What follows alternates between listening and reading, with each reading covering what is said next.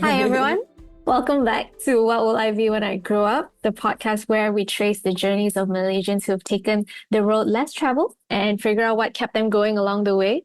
Today, I'm your host, Jamie, and our guest is someone whose story I've been really looking forward to sharing.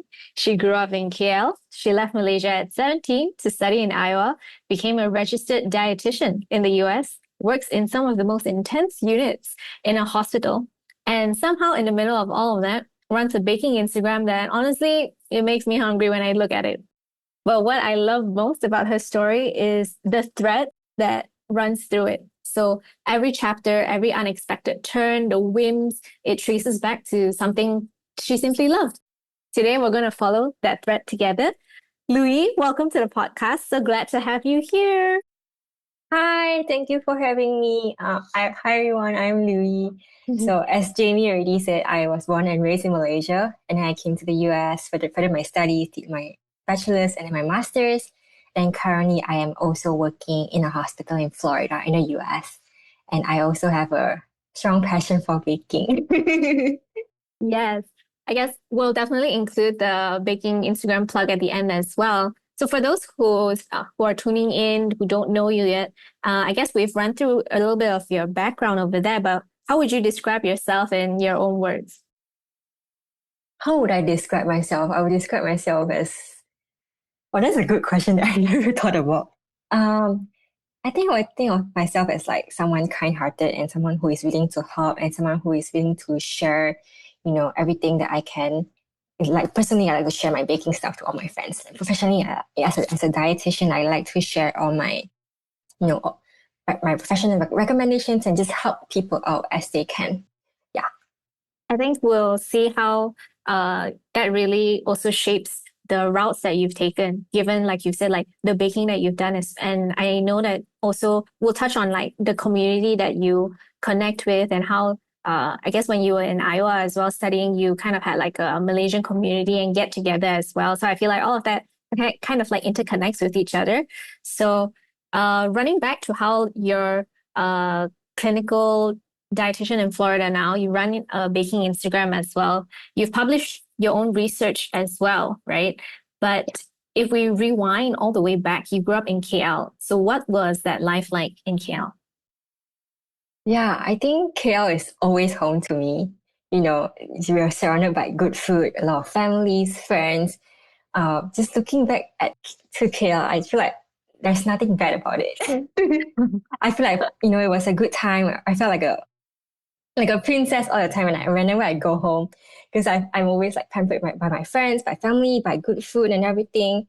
Just speaking about KL every time makes me excited, and I think that made me like a city girl. Oh, Yeah. I love that. I love hearing that. I think one thing that whenever we speak to Malaysians, either on this podcast or students who are going overseas, is that there's just no place quite like Malaysia. First thing that always comes out is the food, right? The unlimited amount of food, the variety of food.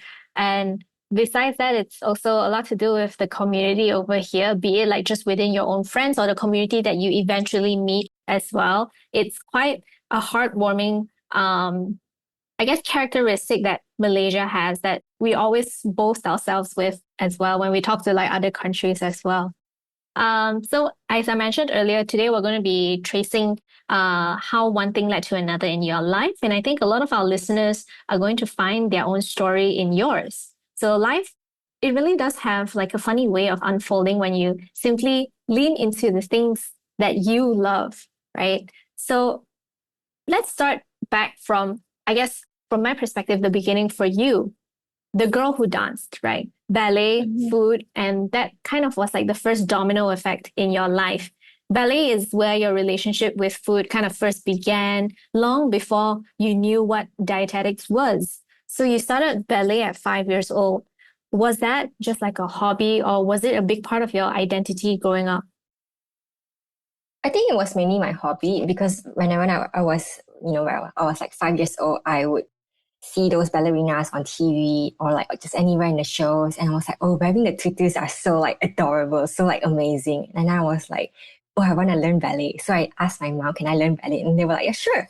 So I started learning ballet and then I developed a passion for it. I started just learning it throughout the years and until I came to the US. So I think it shaped me who I am today as well. Not just, Mhm. yeah. Yeah, I think like with ballet, I have friends who are also in ballet and the discipline that it takes, as well as like you said, like the passion and the love for the art of ballet as well. Like you said, like it started from something that people might say is small, right? Like, oh, wearing the tutus are so adorable. That's what got you hooked. But then after that, it's piecing together all of the different dance moves, being able to nail it together and dance cohesively with the team. Like I think all of that can be quite exciting for a child, and then like growing into that as a teenager as well. Now, I also understand that you auditioned for a professional dance school and made it to the final round. What was going through your mind during that process?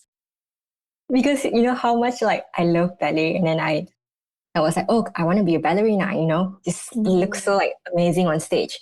So I applied for this school, for like a dance school, and I auditioned for it. I actually got into the first round, and then after, like as you said, after the first round, I didn't get into it. When I got the rejection letter, I I felt like I was sad, but also I knew it wasn't the end of the world. I knew that I knew my level of expertise, and I knew there were many dancers that were better than me. So I took it as a learning experience and also a time to reflect that is this what I really want? Mm. And how did you land on the answer of, is this really what I want? So I definitely talked to my parents, and asked for their opinions. And I think a lot of people know that ballerinas, your career age is not that long. So Mm. it's only for like 10 or 20 years. It's not a lifetime thing that you can do because, you need more strength to be able to Yeah, perform on stage. for sure. So I decided that I could keep ballet as a hobby and figure Mhm. something else out. Yeah, I think that's also fine. Like you mentioned of how like you did like talk to your peers as well as like your family on like what exactly are the routes moving forward as well, and the decision is not to say goodbye to ballet entirely but to also still hold it to your heart and still let it impact you in different ways, right? Now the ballet world, it sure has like a complicated relationship with food and body image. I think probably like even movies and like pop culture have definitely depicted that online or like on entertainment TV shows. So your teachers would remind the class to be mindful of what they ate. But what was that environment like coming from you? Did it affect you personally? I think it made me very self-conscious of my own body, of how I look and what I eat. So last time I didn't know much about nutrition, so sometimes I would avoid eating meals. Or whenever I have a big meal, like hot pot or Korean barbecue, I would always feel guilty after eating it. So I think that affected me, but it wasn't too bad where I had, eating disorders or like just puking everything out I eat. So Mm. I think it affected me, but not to a certain extent. Mm-hmm.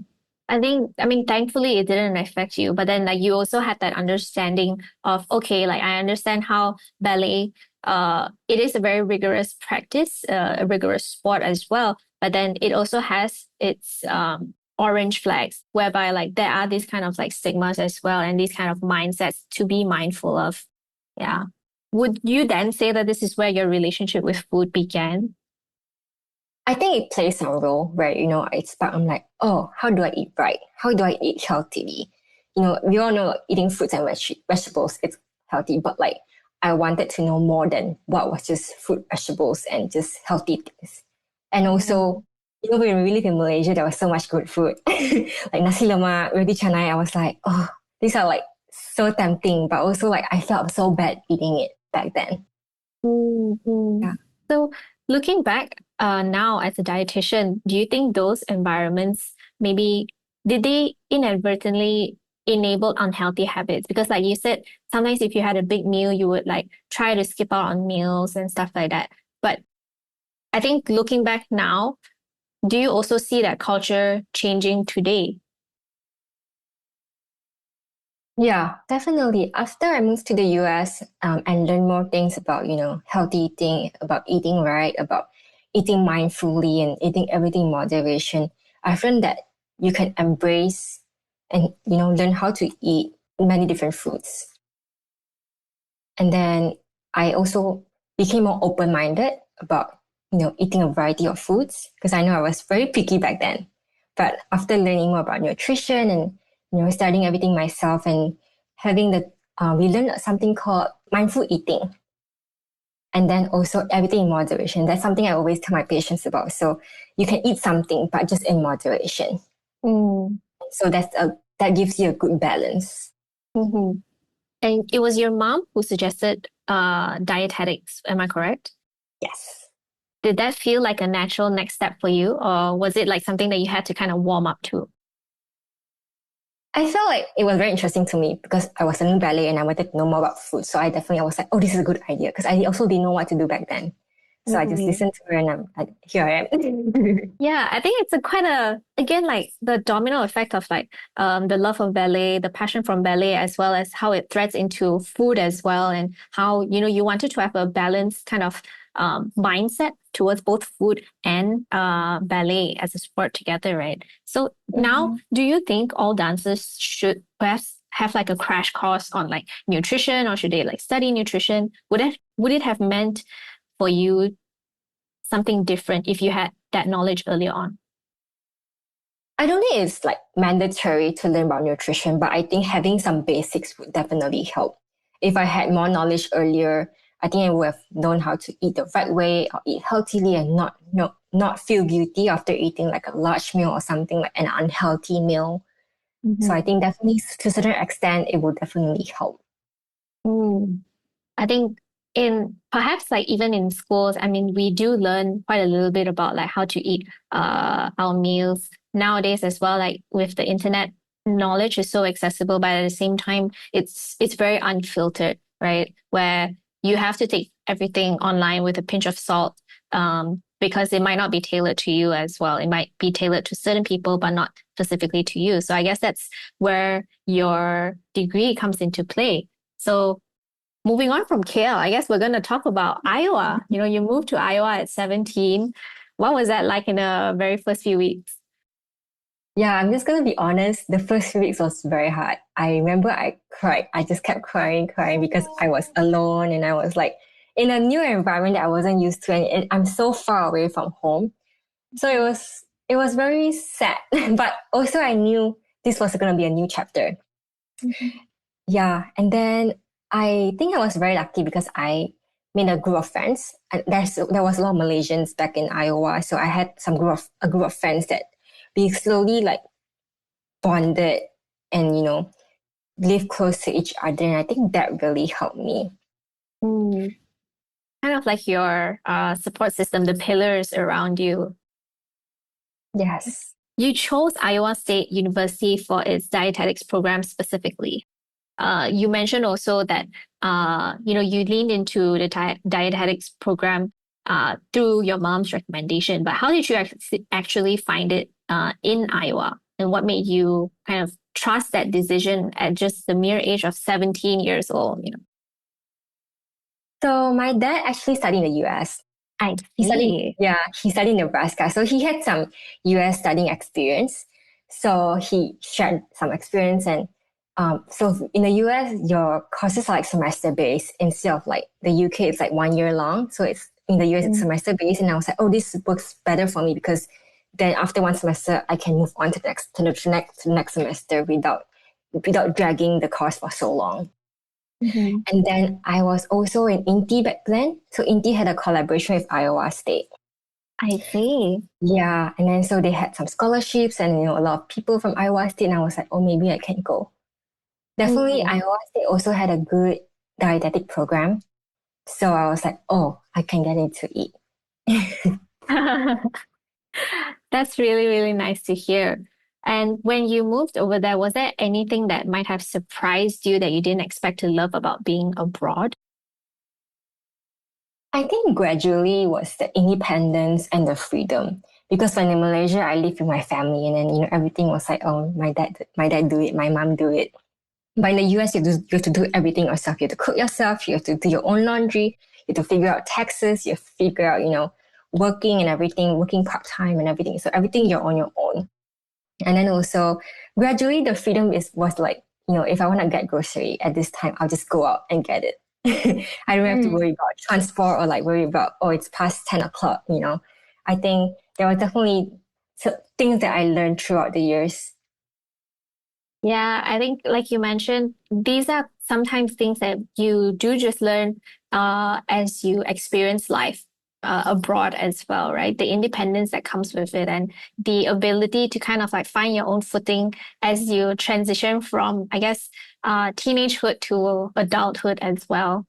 And earlier on, you mentioned about, finding a really like tight-knit Malaysian community when you started in Iowa. So correct me if I'm wrong, there were like weekly Feed the Village kind of like sessions, like themed feasts. I feel like I also recall cooking bibimbap for 15 people. How did that community come together? I think first of all, we were really close, and then we lived like next to each other, like in the same building or opposite. And then because I love like sharing, I love cooking, baking, and sharing. So I would just call everyone, hey, you want to come dinner tonight? And I'll cook. Just come. So then it became like a ritual, and I think also because we were all like graduating or something, so everyone was more free than usual. So you Mm. had more free time to come together and bond together, and we know like after graduation everyone will part ways. So this is like our last chance to get together. So I think that really helped me felt like home. Yeah. Mm. I think that also all the eating together as well as just giving a part of yourself to the community, it really establishes like a bond like no other, especially when you're all there with no other familiarity. So like family or like even friends that you might know from Malaysia. So it is quite a special bond that you make with each other. So for any students listening out there who are about to make that leap to go to the US, or even like parents who are watching their kids pack their bags, is there something you wish someone had told you before you left? I think I live by the quote, what doesn't kill you makes you stronger. So I remember when I first came, when I was like crying, it was also Chinese New Year, like really soon. And I felt the FOMO, Homesickness. yeah, homesickness, the FOMO, missing out, everything. So I was just like, seeing pictures and like videos of the Chinese New Year celebrations through my phone, and I'm here like alone. Um, but eventually I learn, and you get through everything, and I take every difficulty as like an opportunity to learn. I think that's something that really lives by me.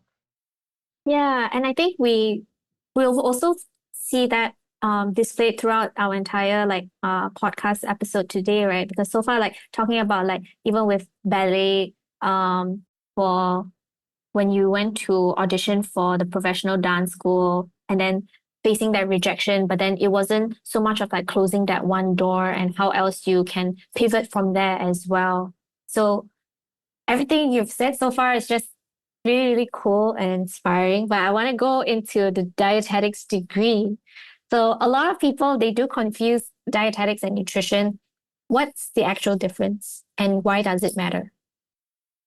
Yeah. So dietetics, we become dietitian, and then so all dietitians are nutritionists, but not all nutritionists are dietitians.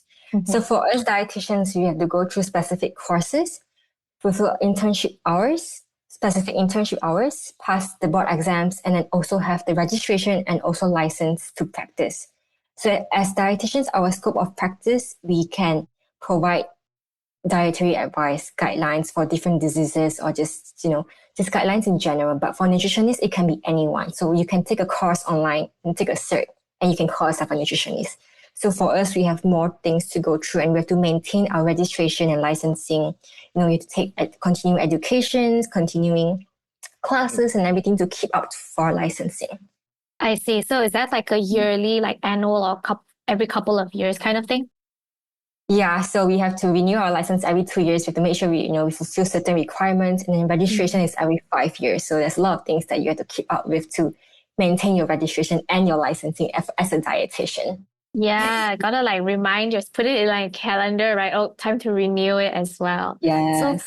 um, maybe you can walk us through a little bit about what your degree involved, like what surprised you the most about what you were learning, perhaps? I think my course, it included a lot of different aspects. We learn about actually the food industry. So food, food science, nutrition. We also learn about the clinical side, where it's like the hospital, the diseases, your medications and everything. And we also learn about the community aspect, where you learn about counseling or like private coaching and things like that. So there was these three big, big themes that we learned throughout the last 2 years. And then for our internship, you also have to go through these three pillars in order to complete your internship. And then there was like required hours for each pillars, each courses, and then also the courses and everything. I think it was really interesting. It sounds very like quite 360 in a way, where like you touch on a lot of different areas, and like the course really ensures that you're prepared to enter the working force with all of the necessary resources and tools that you need. Now, I also have in my notes that you did a nutrition counseling rotation in Nebraska and then a month-long community trip in Ghana. So I'm actually interested to hear about Ghana. What did it teach you that a classroom couldn't? Yes, Ghana was very eye-opening. I was there for a month for my community rotation, so it was a community part of my internship. It made me realize how privileged we are, living in Malaysia or in the US, just by having clean water to drink, or just like milk powders for babies, or just having access to like a variety of food. In Ghana, there wasn't like a variety of food, and then just the water themselves, they are not very clean. And then a lot of babies there, they are born with malnutrition. So they are born skin and bones because of, the parents, they have not enough nutrition in general. So when they give birth, the child will inherit those. And it was just very eye-opening, like what people say, in like Africa, they're like poor and not enough access. And it was just like, seeing this in real life. And then also like the living environment. I remember when I stayed in the dorm, there was a lot of bugs by me. Oh my. And then I'm scared of bugs. And then when I saw that, I was like, oh no, but there's no way to like shoo them away. You just have to live with it. I eventually got used to it. I'm like, it is what it is. I just have to sleep. Oh Yeah. wow, that sounds kind of like not just tough physically, like being with the actual like bugs there and stuff like that, but mentally as well. How to kind of strengthen that. Okay, I'm also here to learn from my community rotation, but at the same time, this is the reality of certain people in this world. And like you said, it makes us feel very privileged for what we have, but it also hearing that we will want to help them even more. And I think that also kind of reinforces the work that you're doing now, right? After your degree, you did choose to stay in Iowa State for a master's in nutritional science, correct? Yes. What made you decide to keep going? So a few years back, master's was eventually required to be a dietitian. And for me, I'm like, maybe I can get it because graduate studies is also a form of experience. I see. And that's where you dive deeper into the field, and then you can better prepare yourself for the work field. So I also decided to stay in Iowa State because I had connections with the faculty, and there was also increased chances for like assistantships and scholarships because of my experiences.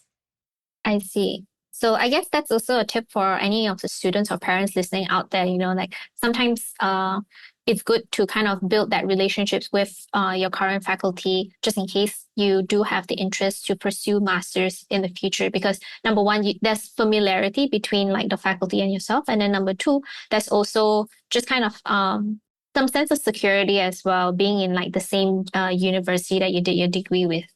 Now, during your master's, you published 2 research articles, including one on food practices and stress during COVID. What was that process like?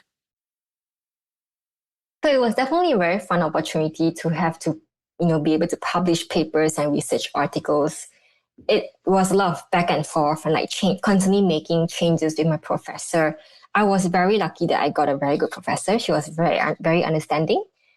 She was very kind, and I was also tried my best, to be on time with all my papers and everything. One thing that was very memorable was 1 week before my master's defense. So the master's defense is where you have to present, and then the committee team, they determine if you pass or you fail. And then when you pass, you can graduate your master's degree. Mm-hmm. So 1 week before my master's defense, I spilled water on my laptop. And then it couldn't open. So I lost everything for my defense. But thankfully, my professor was very kind, very nice, very understanding. She had saved all my drafts because there was a lot of back and forth. So she had the latest version of what I was doing already.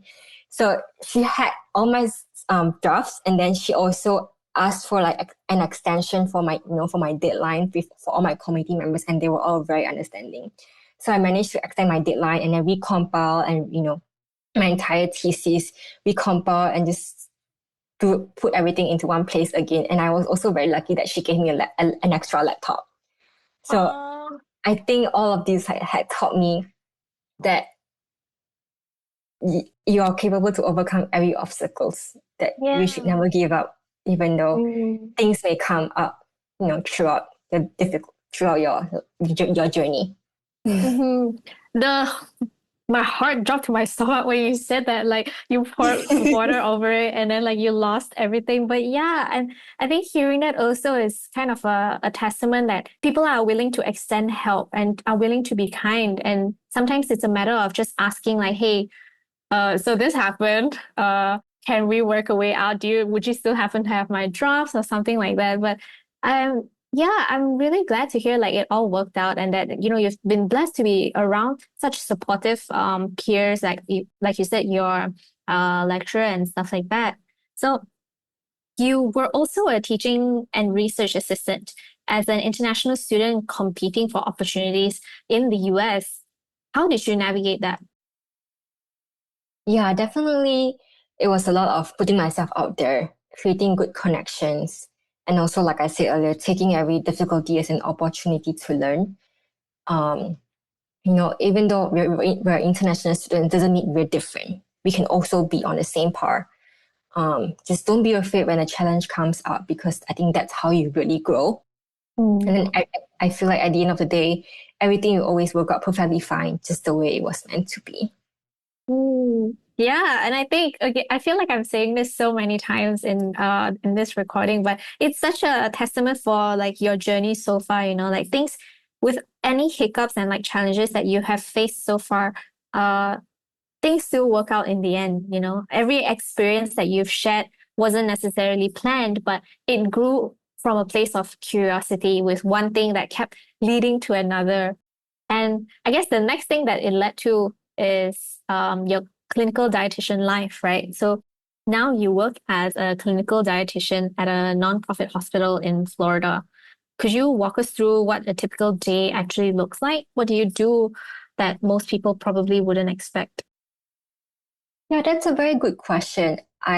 So on a day-to-day basis, on a regular day, we start out with screening patients, see which patient to take for the day.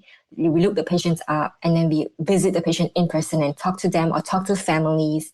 We also attend rounds with, the team. So there's a doctor, nurses, pharmacies, and everyone else in the team. And then after that, we'll place our orders for what to order with this or that. And then also we have to write notes for every patient that we see for the day.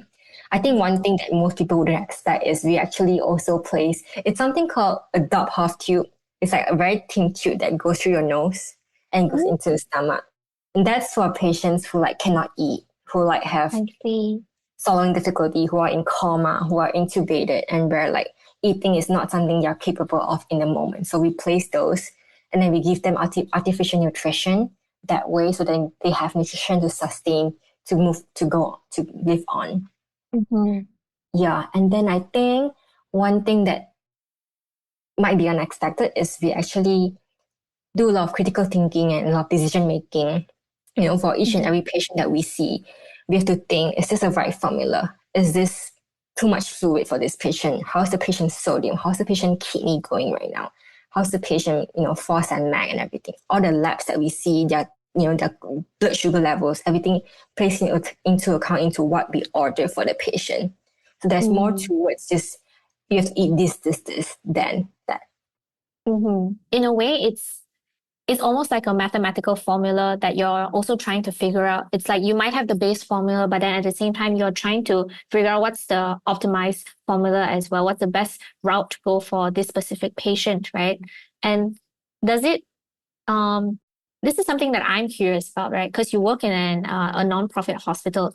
Does it feel different from what you imagine? Because I think like there are certain perspectives that people have when you work in a non-profit organization. So how is that like for you? I think it's definitely very challenging to work in a hospital setting because there's a lot of, it's a fast-paced environment where you have to think critically and make decisions fast. And then, there's no slacking or anything. But I think that's how you get used to it and you learn because with a fast-paced environment, you get to learn more and learn fast. Mm-hmm. And I know I personally sometimes I like challenge. So having those challenge kind of like make my day, motivates me more. It keeps you going. Yes. Now, I guess conversely to what you've said, or perhaps in line with what you've said about challenges, right? What happens when a patient rejects your care plan? Or maybe you can also share how do you know when to push more and when to like step back, like, oh, okay, I think like, yep, this patient might not have it. They're not really quite keen to take this on. Yeah, how do you make that decision? Yeah, it definitely comes with experience. I've learned that there's only so much you can do at a certain setting. There's only so much one can give, in a certain setting. Sometimes sometimes pushing too much may bring more harm when you try to force someone to listen. And then so typically I will give my recommendations, to the families, to patients, and I said that this is my professional recommendations. You don't have to follow it, but this is what I would, recommend best for you to recover, for you to heal better. And sometimes they just don't want it. And that's when I know, you can't force someone to do something.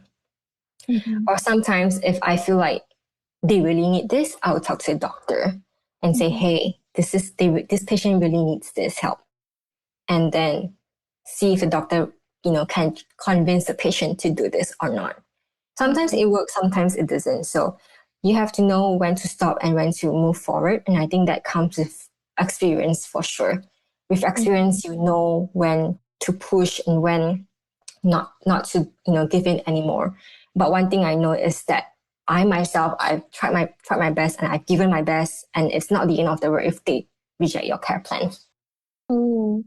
Yeah, I think that resonates with me in the sense where like you know that you've done your best as well and that you've given it your all, but at the same time some things are out of your control. They're out of your bounds as well, right? And it's not like you can force feed a patient your care plan or the diet plan that you've set for them. So yeah, I think that's quite an advice for anyone out there as well, right? Like to know that, you've done your best and when to kind of step away from it and know that, okay, I'm ready to move on to the next thing.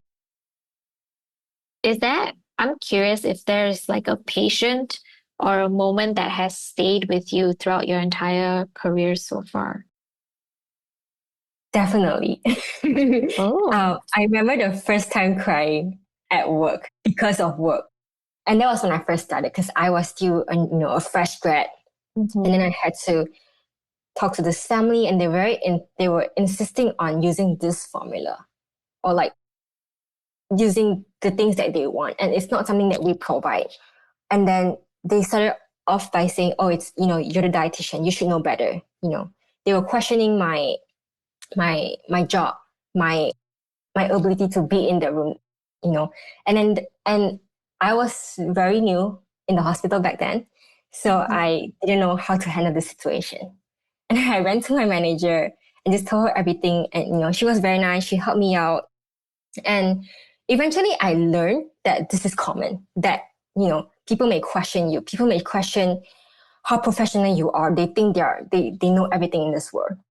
Mm. So eventually you learn with practice and mistakes, and eventually I I face this very often, but now I'm like used to it where I don't cry anymore, and I'm like, oh, this is normal. And I will tell them nicely that I'm giving my professional recommendations, and if you don't want it, that is fine. Yeah, it Mhm. definitely comes with experience and practice, and just bringing yourself up there. Yeah, that I think it's kind of also the confidence that you build within yourself, knowing that I'm capable to be here and I am well qualified to give you these advice as well. Whether or not you take it, that's entirely their decisions, right? I also heard that you do love to travel and you have obviously like lived across different continents. Were there any countries that intrigue you from a dietitian's perspective? So like maybe a food culture that you'd like to study or understand better? Yeah, definitely. With me, growing up in Malaysia and then traveling in Ghana and then now being in the US, I think they're all very different culture, different, everything is different. But I do think I would, if I have the chance, I would want to study Malaysian culture more because Malaysian food, it's very high in fat and sugar. If you know, like, things Oh like that yes. we talk about, like nasi lemak, roti canai, Milo ice, everything that we eat is like very high in fat and sugar. And I also did some research that I know Malaysia has one of the highest obesity rates in Southeast Asia. Yeah, I think I saw that article as well. Yeah. So I feel like there is definitely a certain way to bridge healthy eating and also keeping our roots, keeping our traditional foods, our heritage, that we can live a balanced life, have a balanced eating plan, you know, for both like traditional foods and also staying healthy at the same time. That is something that I definitely wanna, look more into if I have the chance in the future. I think that would be really exciting, right? Kind of if you do that, it kind of feels like a full circle in a way as well. Like coming back to Malaysia and just implementing the things that you've learned over in the States as a dietitian. Uh, I guess Yeah. we've also talked a lot about how, you love giving to others, be it like the care plans that you've curated for work or even the food that you provide for your community in college. How do you look after yourself then? I just know that I do the things that I love. I prioritize the things that you know, I love to do, and I know what I want to do. And then when things get busy or like there's a lot of things going on, I'll just write a to do list or like write what's on in my head, and then list it down so that I know that by this day I have to settle, finish this thing. By this day I have to finish this task. And then I also like to bake a lot. And that helps me with like, releasing my stress. And also like, I know I love sharing, but I think baking also is a part where I makes me feel happy. Mm-hmm. You started baking in Iowa because food from home from Malaysia was hard to find. So things like egg tarts, maybe certain cream puffs or like pineapple tarts, I think. What did baking give you in those moments when you kept making all of that? I think by slowly practicing and, making, making the food, baking all the food, it gave me a sense of accomplishment.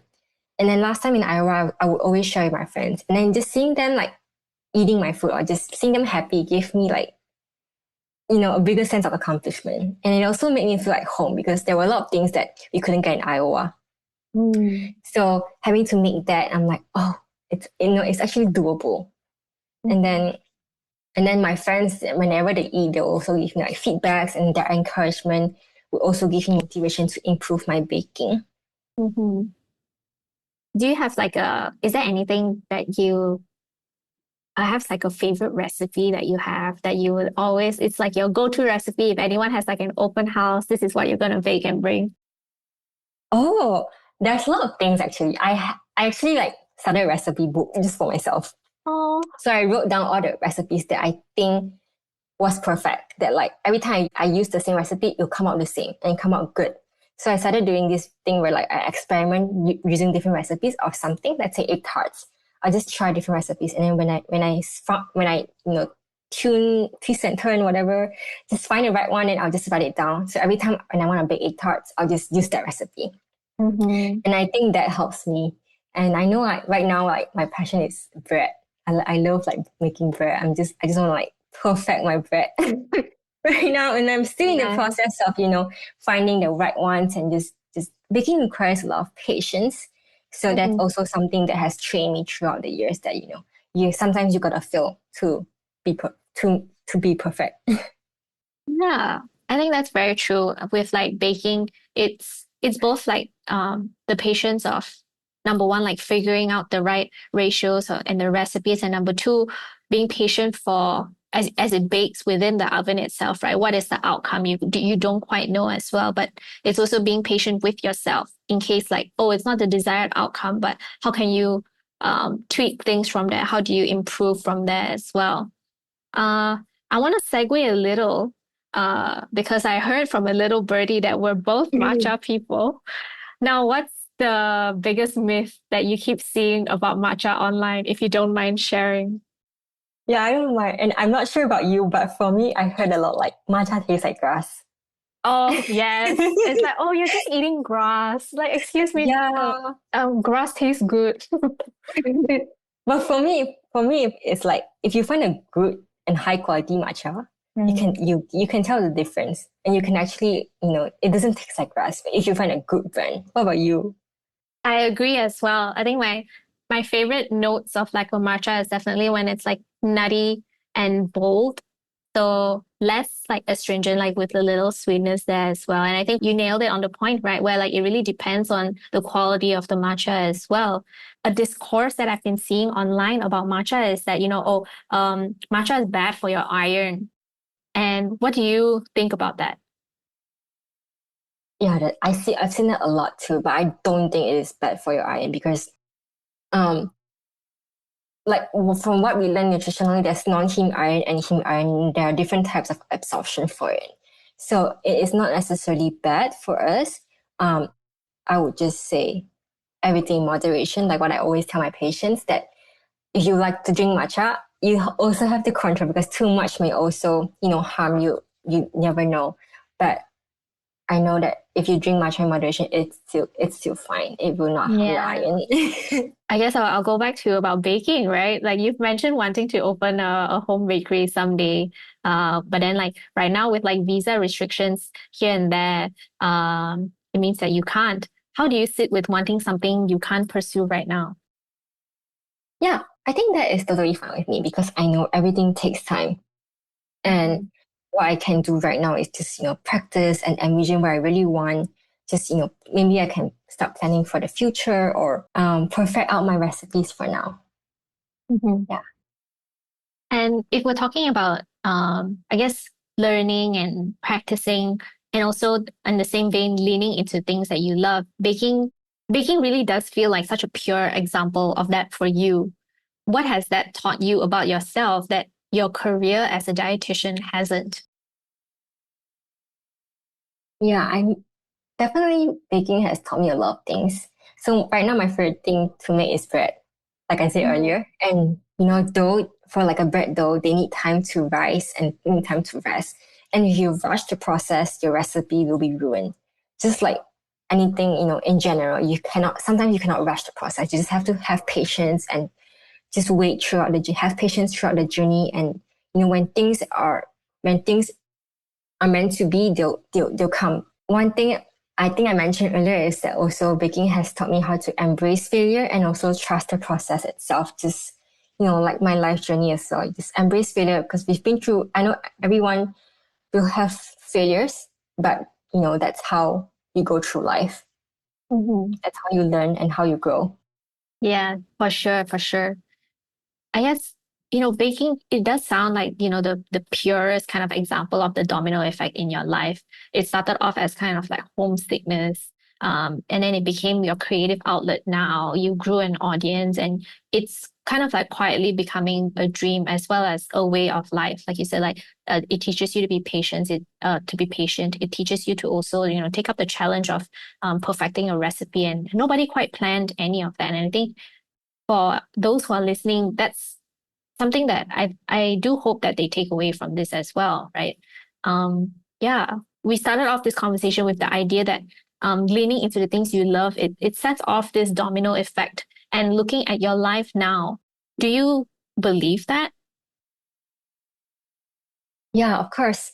So I feel like each path of my journey, they bring different experiences, everything that I've mentioned earlier today. and I get to explore and understand myself more with each decision that I make. So like one thing will lead to another, and then these moments are like how they shape me, who I am, for who I am today, and allowing me to be where I am now because of everything I've gone through. And Yeah. if you could send a message to 17-year-old Loo Yee who is about to board that flight to Iowa, what would you tell her? Just trust the process, you'll be fine. Short and sweet, and so true as well. And I guess for any students or parents listening who are weighing this kind of decision of like, oh, should I go overseas for studies or perhaps like in the US, what would you want them to know about like studying in the US?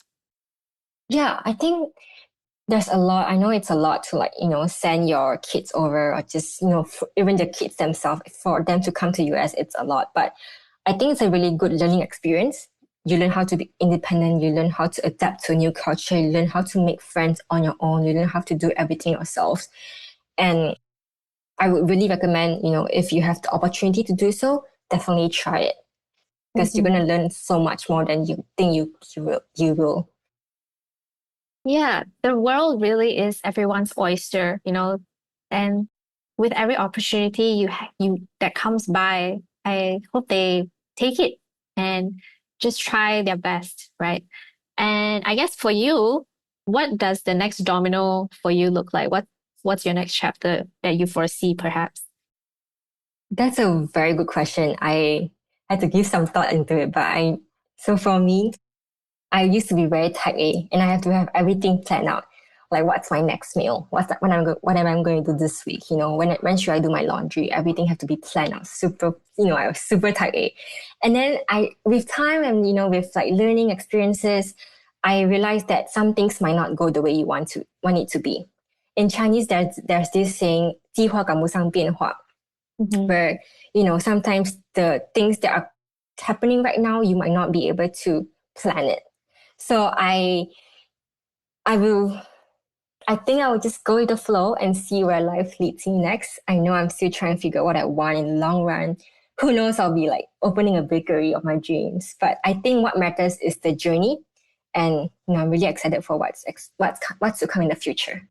Yeah, and I think like listening to your entire journey thus far of how, you just kept leaning into things that you were curious about with that passion that the passion really just does bring you forward into the next step of life as well. And I think if that's not something that people should hold on to in life, then what else? Thank you so much for joining us on this episode. It's been really, really enlightening to hear what you've shared. And I'm sure that the people who are listening, they'll definitely take away more than one piece of advice from this as well. And for anyone who is interested, Loo Yee has her Instagram baking account, which is lulu.eats. We'll probably plug it up somewhere here as well. Please support her. Check out all her baking recipes as well. We'll look forward to the perfected bread recipes that might be coming. And again, thank you so much, Louis. It's been a pleasure having you here with us. Thank you. It's my pleasure to be here.